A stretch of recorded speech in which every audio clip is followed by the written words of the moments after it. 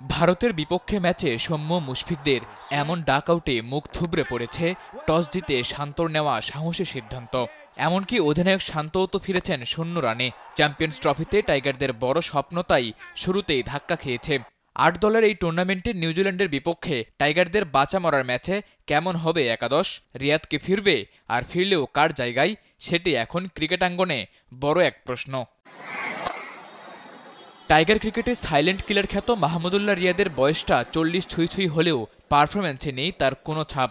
এখনও খেলেন 24 বছরের এক তরুণের মতোই। বডি ফিটনেসেও তরুণ ক্রিকেটারদের চেয়ে খুব একটা পিছিয়ে নেই। স্যান্ডেলিনা সো, রূপচর্চায় আভিজাত্য।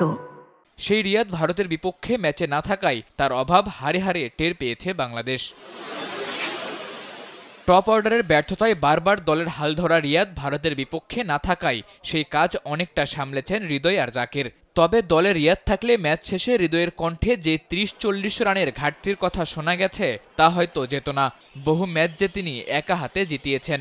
তাই তো ইনজুরিতে থাকা রিয়াদকে নিউজিল্যান্ডের বিপক্ষে বাঁচা মরার ম্যাচে বড্ড প্রয়োজন। কিন্তু ইনজুরিতে থাকা রিয়াদ কি খেলতে পারবেন রাওয়ালপিন্ডিতে? দুবাইয়ে প্রথম অনুশীলনে ডান পায়ের মাংসপেশিতে টান পড়েছিল রিয়াদের। সেই চোটের কারণেই খেলা হয়নি প্রথম ম্যাচ। তবে ভক্তদের জন্য সুখবর হলো নিউজিল্যান্ডের বিপক্ষে ম্যাচের আগেই তিনি ফিট হয়ে উঠবেন। অবশ্য রিয়াদের ব্যাপারে চূড়ান্ত সিদ্ধান্ত আসবে রাওয়ালপিন্ডিতে নিউজিল্যান্ডের বিপক্ষে ম্যাচের আগে সর্বশেষ অনুশীলন শেষে।